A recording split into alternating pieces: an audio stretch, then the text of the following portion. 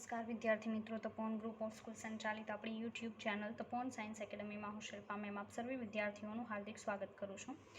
11 science chemistry JEE NEET chapter hydrocarbon lecture 9.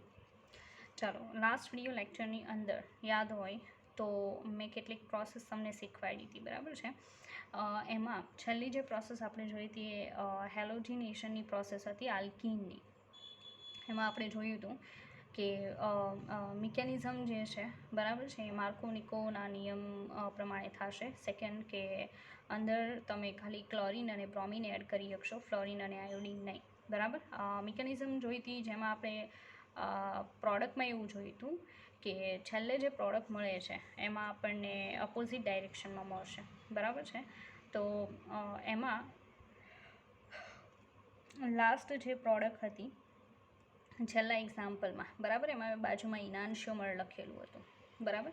તો હવે ઇનાન્શિયોમર જે છે એ જીઓસીનો ટોપિક છે, પણ મેં વિચાર્યું છે કે અત્યારે હું આમાં એડ કરી દઈશ, બરાબર, કારણ કે ઇનાન્શિયોમર ઇમ્પોર્ટન્ટ છે, બરાબર. ચાલો, તો ઇનાન્શિયોમર શું છે અને એવા બીજા કેટલાક શબ્દો. ઇનાન્શિયોમર્સ, બરાબર, જેને કહેવાય પ્રતિબિંબી સમઘટકો. પ્રતિબિંબી સમઘટકો,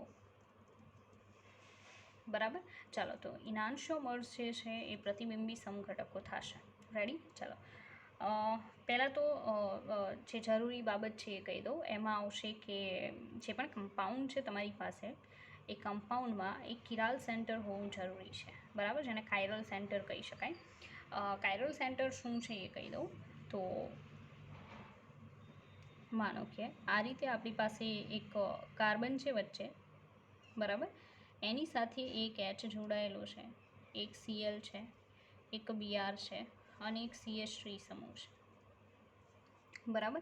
તો વચ્ચે આ જે કાર્બન છે એ કાર્બનની ચારેય જે વેલેન્સી છે એ જુદા જુદા સમૂહથી સંતોષાયેલી છે. જ્યારે આવું જોવા મળે ત્યારે એને કિરાલ કાર્બન કહેવાય, બરાબર. શું કહેવામાં આવશે? Chiral carbon. રેડી? જેને કઈ રીતે? આ રીતે ફૂદડીથી દર્શાવાય. ઘણીવાર એવો સવાલ પૂછાય છે કે નીટમાં અને JEEમાં કે આપેલા સંયોજનમાં કેટલા કિરાલ સેન્ટર છે એની સંખ્યા ગણીને બતાવો. પણ યાદ રાખજો કે એ એટલું ઇઝી નહીં હોય જેટલું આપણે સમજતા હોઈએ. આ રીતે તો ન જ આપે, બરાબર છે. પણ તમે પહેલાં આવું સમજી લેશો ઇઝી, બરાબર છે, તો પછી ડિફિકલ્ટ આપણે પછી જોઈશું. રેડી? તો આ પ્રાઇમરી લેવલ છે. કાયરલ સેન્ટર કોને કહેવાય અથવા કિરાલ કાર્બન કોને કહેવાય? તો એવો કાર્બન કે જેની ચારેય સંયોજકતા જુદા જુદા ક્રિયાશીલ સમૂહથી સંતોષાયેલી હોય તો એને કિરાલ કાર્બન કહેવાય.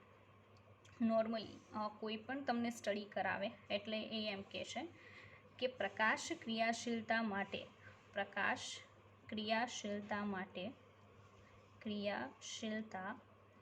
માટે કિરાલ કાર્બન પ્રાયોરિટી છે.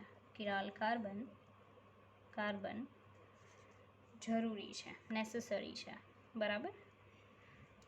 પણ હું તમને કહી દઉં કે એ આપણા આઈ થિંક ગુજરાત બોર્ડ પૂરતું સીમિત રાખી શકાય, કારણ કે કિરાલ સેન્ટર પ્રકાશીય સમઘટકતા માટે નેસેસરી છે ખરું, બરાબર છે, પણ એ મેજર ફેક્ટર નથી કે જે પ્રકાશ ક્રિયાશીલતા માટે ગણી શકાય. રેડી?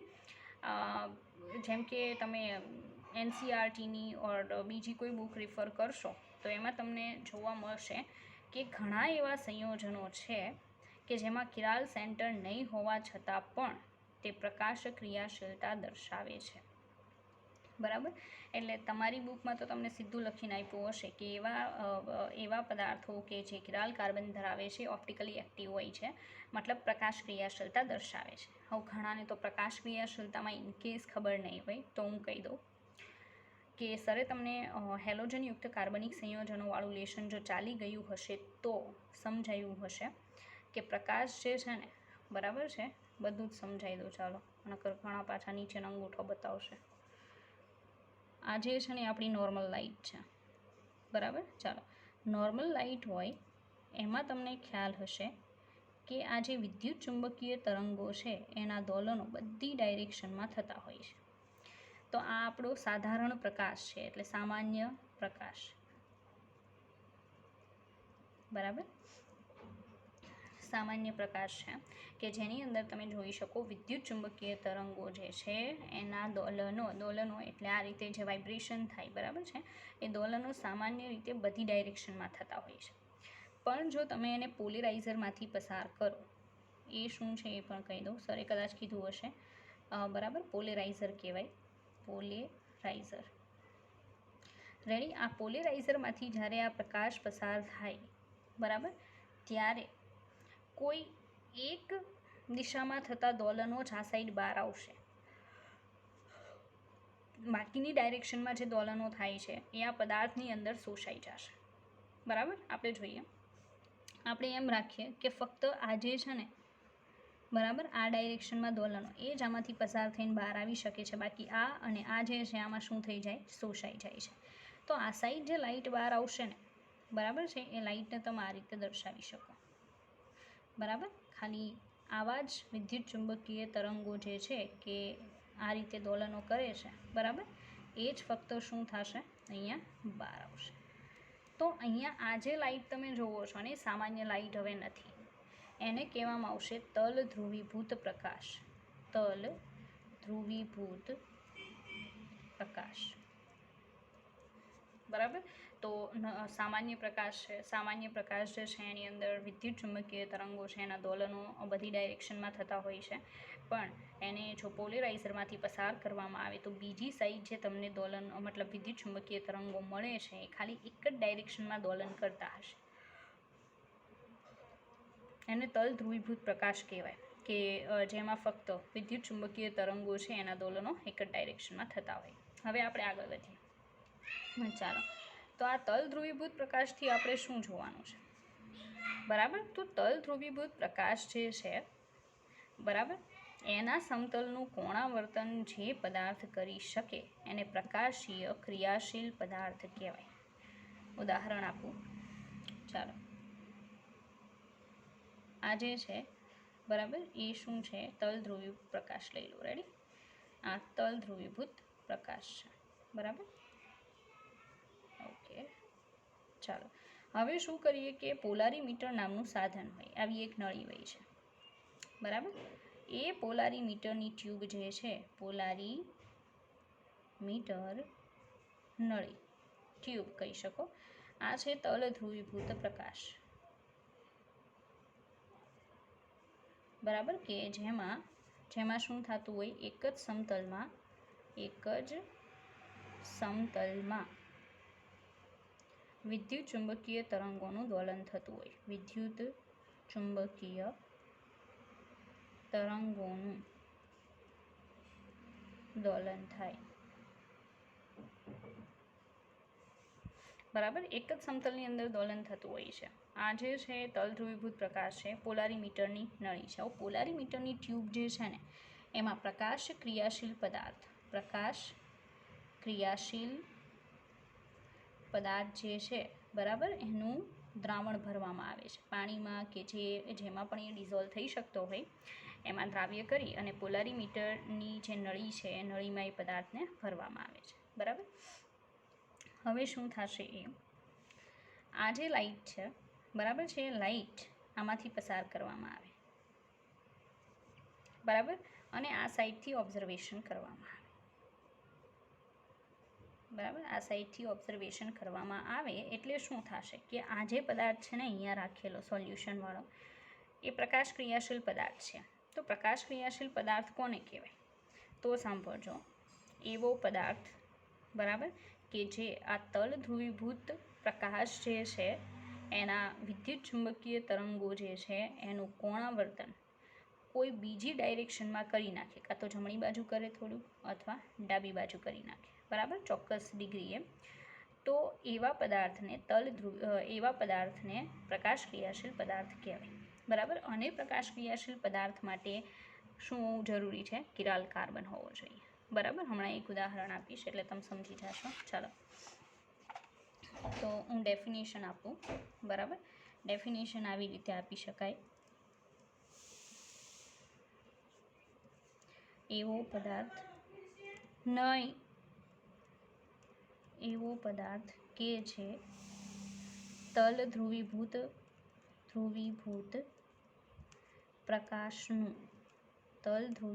પ્રકાશનું કોણાવર્તન ડાબી અથવા તો જમણી બાજુ કરી શકે તેને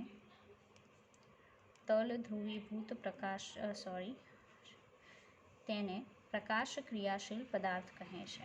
પ્રકાશ ક્રિયાશીલ પદાર્થ કહે છે. બરાબર. ચાલો તો ફરી પાછું કહી દો. એવો પદાર્થ કે જે તલ ધ્રુવીભૂત પ્રકાશનું કોણાવર્તન ડાબી અથવા તો જમણી બાજુ કરી શકે તેને પ્રકાશ ક્રિયાશીલ પદાર્થ કહે છે. એટલે શું થઈ જશે કે જ્યારે આ લાઇટ છે આમાંથી પસાર થશે ત્યારે આ જે સીધા તરંગો દેખાય ને એની જગ્યાએ છે સામે વ્યક્તિ જોવે છે એને આ રીતે આટલા ડિગ્રી આમ ત્રાંસા થયેલા જોવા મળશે. બરાબર. આપણે સીધા પસાર કરીએ છીએ પણ એને કેવા થયેલા જોવા મળશે? ત્રાંસા. શું કામ? કારણ કે આ સોલ્યુશનમાંથી પસાર થઈને એની આંખમાં આવે છે એટલે. બરાબર. અને એ સોલ્યુશન શું કરી શકે એમ છે કે આ જે ચોક્કસ ડાયરેક્શનમાં તલ ધ્રુવીભૂત પ્રકાશનું જે દોલન થાય છે, બરાબર, વિદ્યુત ચુંબકીય તરંગોનું, એની ડાયરેક્શન ચેન્જ કરી શકે છે. એટલે અહીંયાથી તમે જોશો જ્યારે આ લાઇટ સીધા દોલનો આમાંથી પસાર થઈને આ સાઈડ દેખાશે ત્યારે હકીકતમાં આ રીતે ત્રાંસા થયેલા જોવા મળશે અને એને શું થયું કહેવાય? કોણાવર્તન. બરાબર. જે ચોક્કસ ડિગ્રી ઇનકેસ માની લો કે આ 60 ડિગ્રી કોણાવર્તન થયું. રેડી. આ 0 ડિગ્રી હતું. 0 ડિગ્રી એટલે સીધા દોલનો થતા હતા. બરાબર. પણ જ્યારે અહીંયાથી જોશો ને ત્યારે આમ ત્રાંસા દોલનો દેખાશે. કેટલા ડિગ્રીએ ત્રાંસા દેખાશે? 60 ડિગ્રી. બરાબર. આને શું થયું કહેવાય? કોણાવર્તન. બરાબર છે. ચોક્કસ એંગલે દોલન જે છે એની ડાયરેક્શન ચેન્જ થઈ જશે. તો એવા પદાર્થો કે જે તલ ધ્રુવીભૂત પ્રકાશનું કોણાવર્તન ડાબી અથવા તો જમણી બાજુ કરી શકે તેને પ્રકાશ ક્રિયાશીલ પદાર્થ કહે છે. રેડી? ઓકે. ચાલો આગળ વધીએ. હવે નોર્મલી પ્રાયોરિટી શું છે એ તમને કહી દીધું કે પ્રકાશ ક્રિયાશીલતા માટે શું જરૂરી છે? Chiral carbon. ઓકે. હમણાં હું એક્ઝામ્પલ આપું. ચાલો માનો કે આપણી પાસે ઉદાહરણમાં આવું છે CH3CH અને C2H5. ચાલો આ કિરાલ કાર્બન છે કે નથી? બરાબર. તમારે પહેલાં તો એ કહેવાનું છે. કિરાલ કાર્બનની ડેફિનેશન એવી છે કે જે કાર્બનને આપણે જોઈએ છે કાર્બનની આસપાસ જે ચારેય સમૂહ છે એ સરખા નહીં પણ કેવા હોવા જોઈએ? બધા જુદા જુદા હોવા જોઈએ. જો ભૂલથી નહીં એ બેય સરખા હશે તો ચાલે નહીં. તો અહીંયા આ હાઇડ્રોજન છે ને આ શું છે? હાઇડ્રોજન. આ બે જુદા છે પણ આ બે તો સરખા છે ને, એટલે આ કિરાલ કાર્બન નથી. અને કિરાલ કાર્બન નથી એટલે પ્રકાશ ક્રિયાશીલ નથી. બરાબર.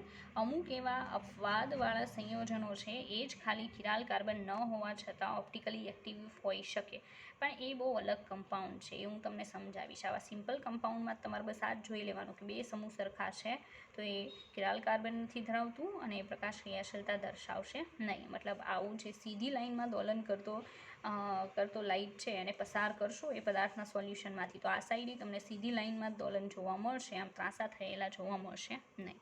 ચાલો આપણે બીજા ઉદાહરણ જોઈએ. બીજા ઉદાહરણની અંદર આપણે ગ્લુકોઝ જોઈએ. બરાબર. ચાલો ગ્લુકોઝ એટલે શું આવે? CHO. બધાને ખબર છે. આ હું ફિશર પ્રક્ષેપ બંધારણ દર્શાવું છું ગ્લુકોઝનું. રેડી? ચાલો 3, 4, 5 અને 6. છેલ્લો સમૂહ હશે CH2OH. જે બીજા નંબરનો કાર્બન છે એમાં જમણી બાજુ OH અને ડાબી બાજુ H. ત્રીજો સ્પેશિયલ છે, આ ખાસ યાદ રાખજો. ગ્લુકોઝ અને ફ્રુક્ટોઝના સ્ટ્રક્ચરની અંદર ત્રીજા નંબરનો કાર્બન સ્પેશિયલ છે જેના ઉપર OH સમૂહ ડાબી બાજુ અને H સમૂહ જમણી બાજુ.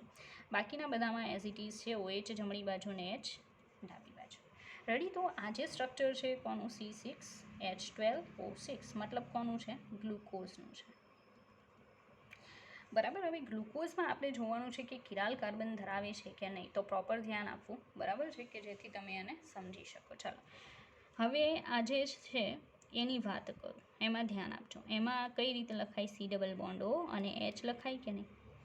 હવે જ્યારે પણ તમને કાર્બન સાથે ડબલ બોન્ડ અને કોઈ એલિમેન્ટ જોવા મળે તો કહી દેવાનું કે આમાં કિરાલ કાર્બન ન હોય, કિરાલ કાર્બન ન હોય. બરાબર. એનું રીઝન છે, યાદ છે, મેં તમને શીખવાડ્યું હતું કે અહીંયા સિંગલ બોન્ડ રાખવાનો અને બંનેને એક એક વેલેન્સી આપવાની. તો જુઓ, તો હું ત્યાં સિંગલ બોન્ડ રાખું તો અહીં એક ઓક્સિજન, બંનેની એક એક વેલેન્સી એક્સ્ટ્રા મળશે. અહીં એચ અહીંયા ઓલરેડી હોય જ ત્યાં, તો અહીં હું ઓ જોડીશ ને અહીં હું જોડી દઈશ સી.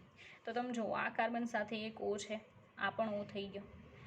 બરાબર છે. તો સીધી વાત છે કે એકનો એક સમૂહ આવે છે એટલે એ કિરાલ કાર્બન દર્શાવે નહીં. રેડી. ચાલો, તો એવા સમૂહ તમારે કિરાલ કાર્બન ન ધરાવતા હોય એવી રીતે લઈ લેવાના. હવે આ કાર્બનની વાત કરવી. ચાલો, એ કાર્બનની સાથે એક CHO સમૂહ છે, એક હાઇડ્રોજન છે, એક OH છે અને એક આખો આ સમૂહ છે. બરાબર. મતલબ એ કિરાલ કાર્બન છે, કારણ કે બધા જુદા છે, OH, CHO અને આખું આ કાર્બનની વાત કરો તો એક H છે, એક OH છે, એક આખો આ ગ્રુપ છે અને એક આખું ગ્રુપ છે, બધા અલગ છે કિરાલ કાર્બન. ચાલો, આ કાર્બનની વાત કરો તો OH, ઉપરનું આખું અલગ, નીચેનું આખું અલગ કિરાલ કાર્બન છે. રેડી. આ કાર્બનની વાત કરો તો OH, ઉપરનું આખું અલગ, નીચેનું અલગ, આ પણ કિરાલ કાર્બન છે. હવે આની વાત કરવી આપણે. બરાબર. CH2OH સમૂહ. તો જુઓ, કાર્બન સાથે અહીંયા જોડાણ છે, પછી અહીંયા શું છે, OH, અહીંયા એક H છે, અહીંયા પણ શું છે, એક H. તો તમે જોઈ શકો આ સમૂહ જુદો છે, આ સમૂહ જુદો છે, પણ આ બે કેવા છે, સરખા. મતલબ આ છેલ્લા નંબરનો કાર્બન કિરાલ કાર્બન નથી, પહેલા નંબરનો કાર્બન કિરાલ કાર્બન નથી. તો આમાં ટોટલ કિરાલ કાર્બન કેટલા, 1, 2, 3 અને 4. તો કિરાલ કાર્બન બરાબર 4. તો હંમેશા એટલું યાદ રાખવાનું કે ઓપ્ટિકલી એક્ટિવ મતલબ પ્રકાશ ક્રિયાશીલતા માટે ઓછામાં ઓછો એક કિરાલ કાર્બન હોવો જરૂરી છે. બરાબર છે. તો અહીંયા તો 4 કિરાલ કાર્બન છે, મતલબ આ ગ્લુકોઝ જે છે એ તલ ધ્રુવીભૂત પ્રકાશનું કોણાવર્તન કરવા માટે સક્ષમ છે. બરાબર. એટલે એને કેવો પદાર્થ કહેવાય, પ્રકાશ ક્રિયાશીલ. રેડી. પ્રકાશ ક્રિયાશીલ કમ્પાઉન્ડ છે આવડું. બરાબર. ચાલો, ફ્રુક્ટોઝ જે છે એના ફ્રુક્ટોઝના સ્ટ્રક્ચરની વાત કરીએ. ફ્રુક્ટોઝ પ્રકાશ ક્રિયાશીલ છે કે નહીં. ઓકે. ચાલો, તો ફ્રુક્ટોઝનું બંધારણ જોઈએ તો ફર્સ્ટ આવશે CH2OH. બરાબર. સેકન્ડ નંબર ઉપર આવશે C ડબલ બોન્ડ O, ત્રીજો, ચોથો, પાંચમો અને છઠ્ઠો એટલે ફરી પાછું CH2OH. રેડી. આ ફ્રુક્ટોઝનું બંધારણ છે. આ ત્રીજો સ્પેશિયલ છે, મેં પહેલાં કીધું તો OH ડાબી બાજુ અને H જમણી બાજુ. બાકીના બધામાં OH જમણી બાજુ અને H ડાબી બાજુ. બરાબર. તો આ ફ્રુક્ટોઝનું સ્ટ્રક્ચર છે. કોનું છે, ફ્રુક્ટોઝ. બરાબર. ફ્રુક્ટોઝમાં કિરાલ કાર્બન છે કે નહીં જોઈએ. આ કિરાલ કાર્બનમાં પહેલાં તો આવે નહીં, કારણ કે એમાં 2 H છે ને આ રીતે લખાય. અહીંયા જે લખ્યું છે જ. બરાબર. કાર્બન, અહીં બોન્ડ તો છે જ. 2 શું આવશે, H, એક શું આવશે, OH. તો આ બે સમૂહ સરખા થઈ ગયા ને, તો કિરાલ કાર્બન નથી. બીજો, એમાં ડબલ બોન્ડ છે, કિરાલ કાર્બન નથી. આ કિરાલ કાર્બન છે, આ કિરાલ કાર્બન છે અને આ પણ શું છે, કિરાલ કાર્બન. આ કિરાલ કાર્બનમાં આવશે નહીં. રેડી. આ કિરાલ કાર્બન એટલા માટે છે કારણ કે એમાં એક H સમૂહ છે, એક OH સમૂહ છે, ઉપરનું આખું ગ્રુપ જુદું છે અને નીચેનું આખું જુદું છે. બરાબર. તો એ તમે બધામાં જોશો એટલે તમને ખ્યાલ આવશે. આમાં કિરાલ કાર્બન કેટલા છે, 3. Chiral carbon 3. તો સીધી વાત છે, ઓછામાં ઓછો એક કિરાલ કાર્બન હોય તો પણ પદાર્થ છે ઓપ્ટિકલી એક્ટિવ એટલે કે પ્રકાશ ક્રિયાશીલતા દર્શાવે. તો અહીંયા તો 3 છે, તો તમે એમ કહી શકો કે પ્રકાશ ક્રિયાશીલતા દર્શાવશે. બરાબર. પ્રકાશ ક્રિયાશીલતા દર્શાવે છે. સીધી વાત છે, ઓપ્ટિકલી એક્ટિવિટી બતાવે છે. રેડી. ચાલો, આગળ વધ્યા. હવે ઇનાન્શોમર શું છે, મારે તમને એના તરફ લઈ જવાના છે. રેડી. મેં તમને એવું કીધું કે ગ્લુકોઝ જે છે ઓપ્ટિકલી એક્ટિવ છે. જ્યારે કોઈ પદાર્થ ઓપ્ટિકલી એક્ટિવ હોય ને ત્યારે હંમેશા તમને એમાં ઇનાન્શોમરની પેર મળશે. બરાબર. ચાલો, ઇનાન્શોમર એટલે શું, તો એ તમને કહી દઉં. હું ગ્લુકોઝનું જ એક્ઝામ્પલ લઉં છું એટલે તમને ખ્યાલ આવશે. રેડી. 2 ભાગ કરી દઉં. ચાલો, પહેલાં હું ગ્લુકોઝનું એક આવું બંધારણ લખું છું. CHO છે. બરાબર. 2, 3, 4 5 આ CH2OH 6 રેડી. બીજા ઉપર OH જમણી બાજુ, H ડાબી બાજુ, OH ડાબી બાજુ, H જમણી બાજુ, OH H અને H. કિરાલ કાર્બન કેટલા હતા? 4 હતા અને ગ્લુકોઝમાં 4. હવે જો હરખાઈ ધ્યાન આપજો, આ જે સ્વરૂપ તમે જોવો છો ને એક્ઝેક્ટ એનું પ્રતિબિંબી સ્વરૂપ તમને આ સાઈડ મળે, બરાબર. મતલબ જે પણ ઓપ્ટિકલી એક્ટિવ પદાર્થ છે એના બે સ્વરૂપ હોય છે. એકને કહેવાય ડેક્સ્ટ્રો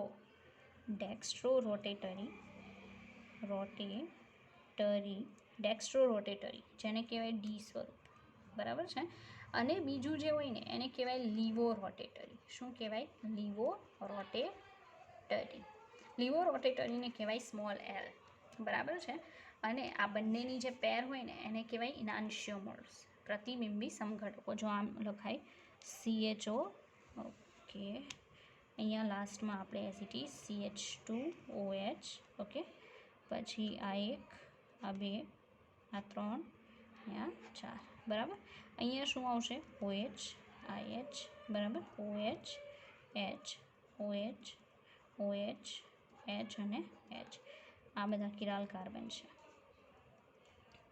બરાબર. ચાલો, તો આ જે છે એ ડી હશે તો આ શું હશે? એલ. ઇનકેસ આ એલ હશે તો આ શું હશે? ડી. રેડી. આ બંનેને એકબીજાના કયા સમઘટકો કહેવાય? પ્રતિબિંબી સમઘટકો. ઓપ્ટિકલી એક્ટિવ, બરાબર. ઓપ્ટિકલી એક્ટિવ હોય એટલે પ્રતિબિંબી સમઘટકો, જેને ઇંગ્લિશમાં કહેવાય ઇનાન્શિયોમર્સ.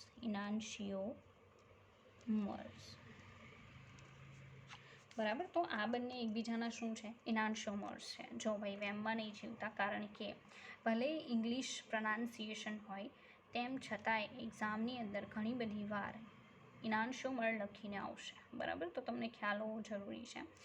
ચાલો, તો હવે આને ઇનાન્શિયોમર કહેવાય. એવું જ આમાં તમે દર્શાવી શકો છો ફ્રુક્ટોઝનું આ જે સ્ટ્રક્ચર દેખાય, બરાબર, એક્ઝેક્ટ સામેની બાજુ તમે એનું પ્રતિબિંબ લખી શકો. મતલબ અહીંયા CH2OH, C ડબલ બોન્ડો, અહીંયા H આ સાઈડ, OH આ સાઈડ થાય, અહીંયા જ લખી દો. ચાલો, CH2OH, રેડી. પછી C ડબલ બોન્ડો, રેડી. આ કાર્બન ઉપર અહીંયા H, અહીંયા શું આવશે? OH. આ કાર્બન ઉપર શું આવશે? અહીંયા OH, H, OH, H, બરાબર. અને અહીંયા શું આવશે? CH2OH. આ 3 જે છે એ કિરાલ કાર્બન છે, પદાર્થ ઓપ્ટિકલી એક્ટિવ છે. આ જો ડી સ્વરૂપ હશે તો આ કયું હશે? એલ. આ બંને પણ એકબીજાના શું છે? ઇનાન્શિયોમર્સ છે.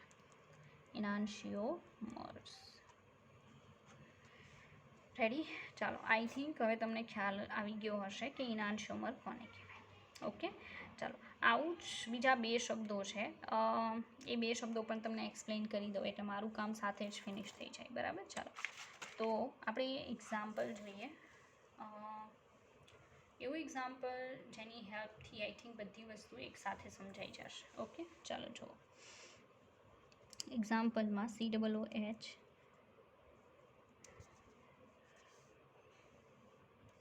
અહીંયા આપણે લઈએ COOH, ready. OH, H, OH, H, okay. ચાલો, આનું પ્રતિબિંબ અહીંયા લખી શકાય ને, COOH, બરાબર. અહીંયા પણ COOH, બરાબર. OH, H, અહીંયા OH અને આને શું કહેવાય? H, ready.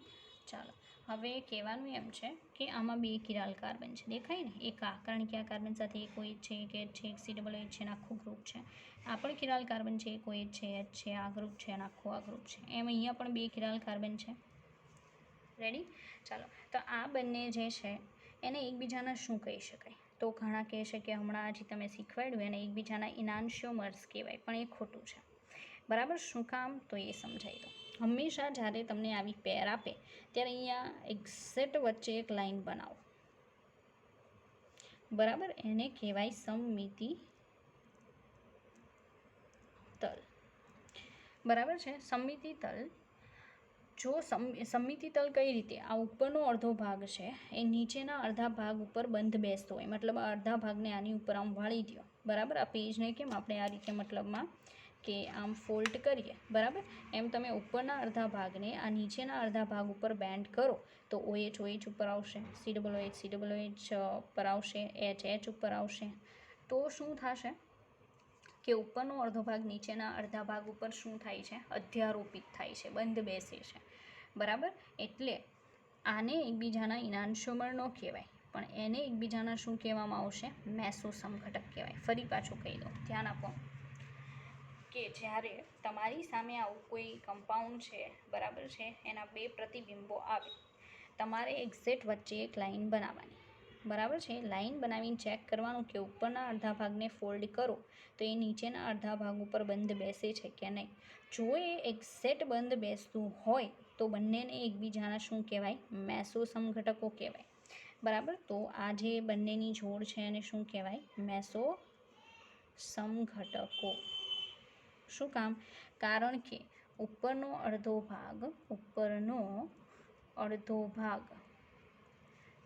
ભાગ નીચેના અડધા ભાગ પર બંધ બેસે છે, બરાબર. ઉપરનો અડધો ભાગ છે નીચેના અડધા ભાગ ઉપર શું થશે, બંધ બેસે છે. રેડી. એટલે આ બંને એકબીજાના ઇનાન્સ્યોમરને ન કહી શકાય, બંનેને એકબીજાના શું કહેવાના, મેસોસમ ઘટકો કહેવાના. બીજી એક બહુ ઇમ્પોર્ટન્ટ બાબત કહી દો કે મેસોસમ ઘટકો છે ને એ બિલકુલ પ્રકાશ ક્રિયાશીલતા દર્શાવતા નથી. એટલે શું, તો આ પદાર્થ લઈ એનું સોલ્યુશન બનાવો, એને પોલારીમીટર નામની ટ્યુબમાં ભરો અને પહેલી સાઈડથી તલધ્રુવી પ્રકાશ આપાત કરો અને આ સાઈડથી ઓબ્ઝર્વેશન કરો, બરાબર, બીજી બાજુથી. તો એ બિલકુલ એક ડાયરેક્શનના જે દોલનો હતા એને કોણાવર્તિત કરી શકશે નહીં, બરાબર. મતલબ એનો એંગલ જે છે એને બિલકુલ બદલી શકતા નથી, બરાબર. એનું રીઝન શું છે એ હમણાં સમજાવી દઈશ. રેડી. ચાલો. તો આને એકબીજાના શું કહેવાય, મેસો. અને મેસો છે એ તલધ્રુવીભૂત પ્રકાશનું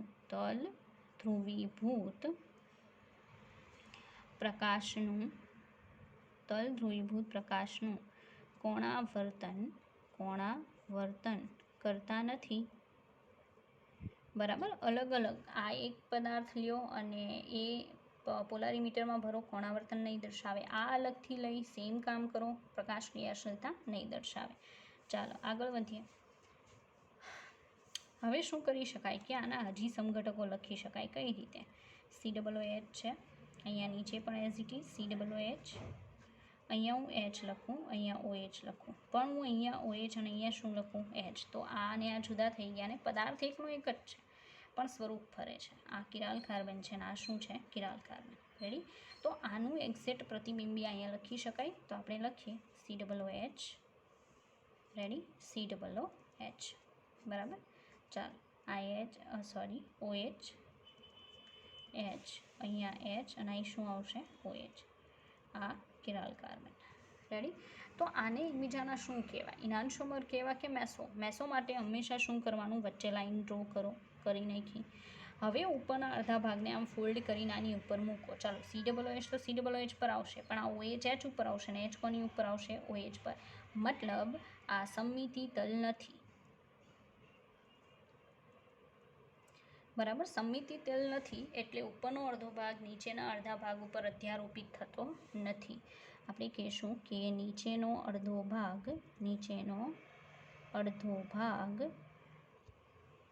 ઉપરના ભાગ પર અધ્યારોપિત નથી થતો, બરાબર. તો ફોલ્ડ કરવાથી જો એ અધ્યારોપિત ના થાય તો સીધી વાત છે કે એ મેસોસમ ઘટકો નથી. તો એને એકબીજાના શું કહેવાના, હવે આને એકબીજાના શું કહેવાના, ઇનાન્સ્યોમર્સ કહેવાના, બરાબર.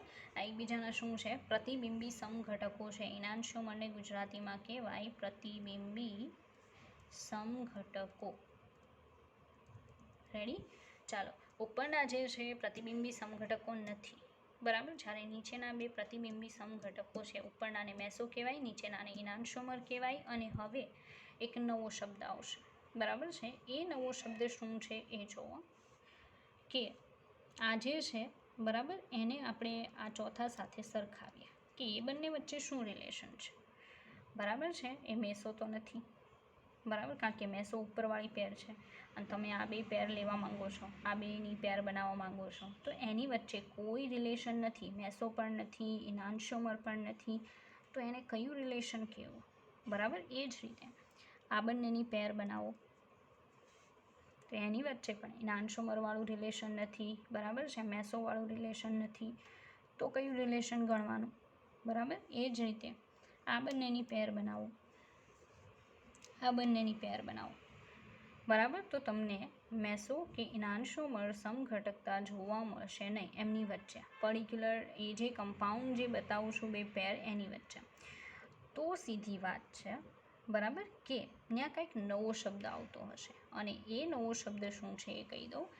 જેની વચ્ચે મેસોવાળું રિલેશન નથી, ઇનાન્શોમરવાળું રિલેશન નથી, એની વચ્ચે હંમેશા ડાયાસ્ટીરિયો આઇસોમર્સવાળું રિલેશન હોય. શું રિલેશન હશે? ડાયાસ્ટીરિયોમર્સ કહેવાય એકબીજાના, બરાબર, અથવા કહેવાય ડાયાસ્ટીરિયો આઇસોમર્સ.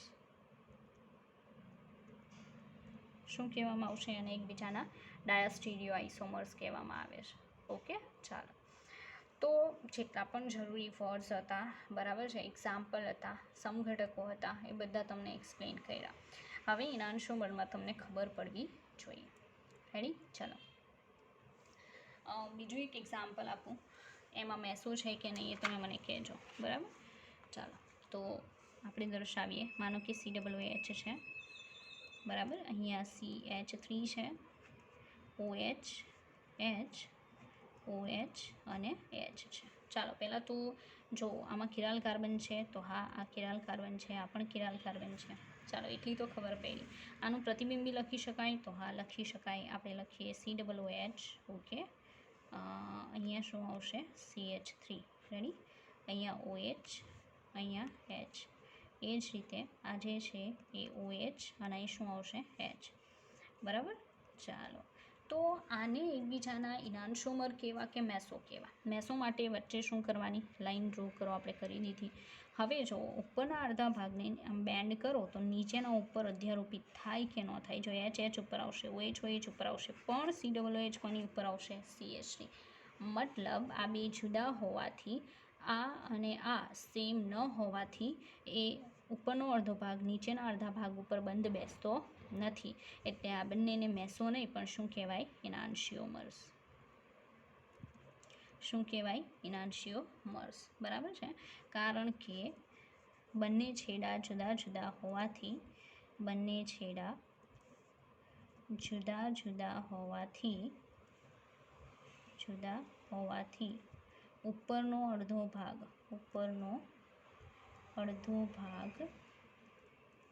નીચેના અડધા ભાગ પર બંધ બેસતો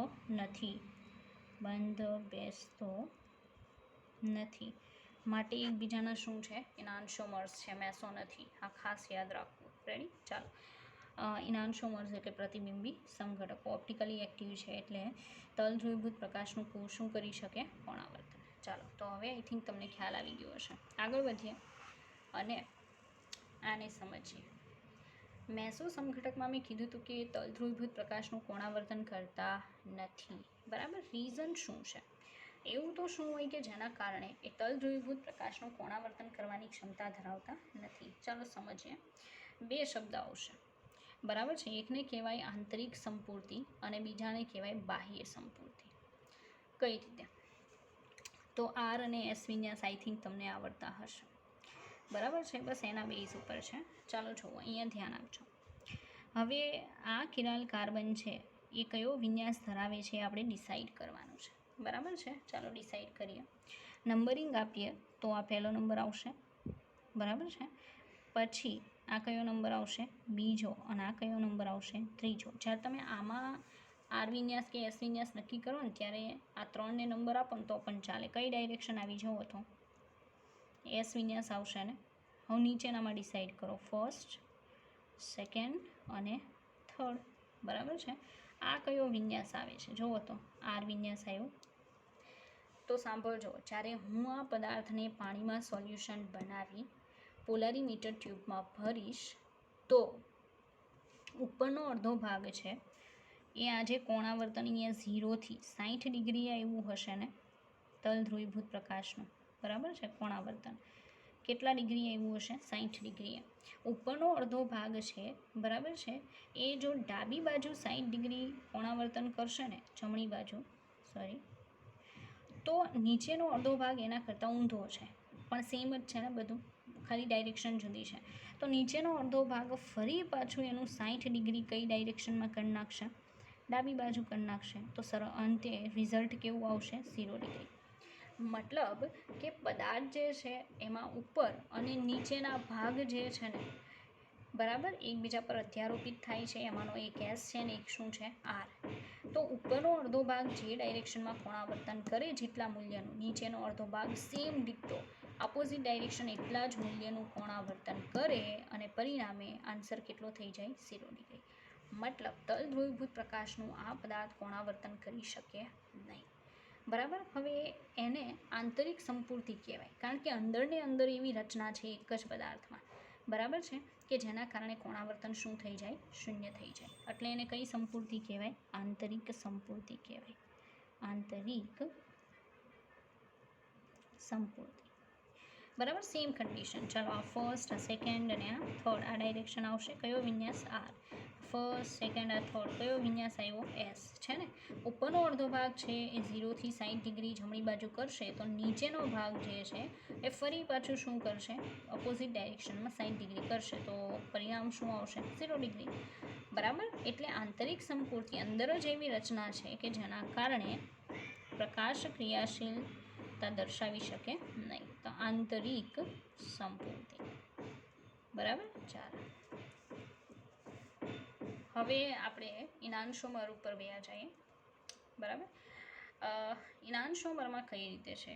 ઇનાન્શોમરમાં તમે યાદ હોય તો સરે તમને રેસિમિક મિશ્રણ કીધું હશે. રેસિમિક મિશ્રણ, બરાબર. રેસિમિક મિશ્રણ કોને કહેવાય? તો 50% ડી વત્તા 50% એલ નું જે મિશ્રણ હોય ને એને કહેવાય રેસિમિક મિશ્રણ. રેડી? આવો હરખા સમજો. હું 50% લઈશ ડી કે એલ જે પણ છે, બરાબર, અને 50% શું લઈશ? એનું ઓપોઝિટ. માનો કે આ ડી સ્વરૂપ છે અને આ કયું છે? એલ. 50% ડી લઈ લો, 50% એલ લઈ લો. હવે આમાં શું થઈ? જોજો, ફર્સ્ટ, સેકન્ડ, થર્ડ, કઈ ડાયરેક્શન છે? જુઓ તો એસ. આમાં પણ ફર્સ્ટ, સેકન્ડ, થર્ડ, કઈ ડાયરેક્શન છે? એસ. એવા બંને સરખા. તો આ પદાર્થમાં અંદર જ એવી રચના નથી કે જેના કારણે કોણાવર્તન શૂન્ય થાય, એટલે આ પદાર્થ પ્રકાશ ક્રિયાશીલ છે. આમાં જુઓ, આ ફર્સ્ટ, આ સેકન્ડ, આ થર્ડ, રેડી? આમ જાય, કયો વિન્યાસ? આર. ફર્સ્ટ, સેકન્ડ, થર્ડ, આમ જાય, કયો વિન્યાસ? આર. જોઈ શકો કે બંને સેમ આવે છે, દેખાય? તો મતલબ આ પદાર્થમાં અંદર એવી રચના નથી કે જેના કારણે કોણાવર્તન શૂન્ય થાય, બરાબર છે. એટલે કહેવાનું એમ છે કે જો હું 50% આ લઈ લઉં અને 50% આ લઈ લઉં, કારણ કે આ ડી છે, આ ડાબી બાજુ કોણાવર્તન કરશે અને આ જમણી બાજુ ડેક્સ્ટ્રો એટલે જમણી બાજુ કોણાવર્તન કરશે ને, એ લીવો એટલે ડાબી બાજુ.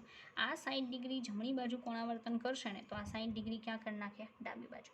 હું 50% આ લઉં છું અને 50% આ બંનેનું મિશ્રણ કરી પાણીમાં નાખી સોલ્યુશન બનાવી પોલારીમીટરની ટ્યુબમાં હું ભરી દઉં છું અને પછી ઓબ્ઝર્વેશન કરીશ તો શું થશે કે અહીંયા તલ ધ્રુવીભૂત પ્રકાશ જે 0 ડિગ્રી કોણાવર્તન બતાવે છે, બરાબર છે, એનું શું થશે કે આ જે 50% છે ને એ જમણી બાજુ માનો કે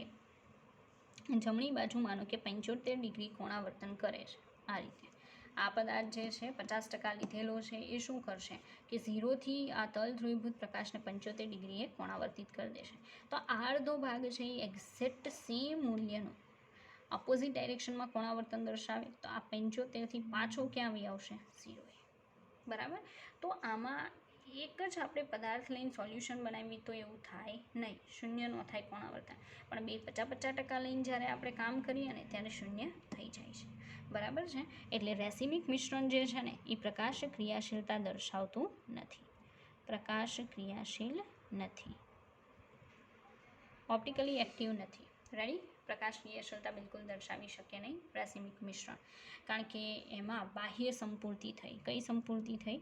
બાહ્ય સંપૂર્તિ. બાહ્ય કેમ? ઇનય પદાર્થના કારણે તો પોસિબલ નથી કે પ્રકાશ ક્રિયાશીલતા શૂન્ય થાય, એટલે બીજો એનો જે પ્રતિબિંબ છે એનો 50% લેવામાં આવે, એટલે બાહ્ય બીજો પદાર્થ એવો લીધો આપણે હામો 50%, બરાબર, કે જે અપોઝિટ ડાયરેક્શનમાં કોણાવર્તન કરે. એક ડેક્સ્ટ્રો તો એક કેવો હોય, લીવો, બરાબર છે. એટલે સીધી વાત છે, તમે સમજી શકો કે આ જે ઇનાન્શિયોમર છે, પ્રતિબિંબી સમઘટકો છે, પ્રકાશ ક્રિયાશીલતા દર્શાવે, પણ જો હું બંને 50-50% લઈ લઉં છું, બરાબર, તો બંનેનું મિશ્રણ છે ને એ પ્રકાશ ક્રિયાશીલતા દર્શાવશે નહીં. રેડી? તો આવી રીતે નોર્મલી જોવા મળે છે, બરાબર. ચાલો, તો મેં તમને આખો જીઓસીનો જે પોર્શન હતો, ઇનાન્શિયોમર કોને કહેવાય, એ બધી વસ્તુ એક્સપ્લેન કરી, બરાબર. હવે પછી આપણે ફરી પાછા આલ્કીનની જે પ્રોસેસીસ આપણી બાકી છે, બરાબર છે, એના ઉપર આવી જઈશું, પણ એ આપણે નેક્સ્ટ વિડીયો લેક્ચરમાં જોઈશું, બરાબર. ચાલો, ત્યાં સુધીમાં જેટલું પણ કરાયું છે એને દર્શાવો, લખો, સમજો, બરાબર છે.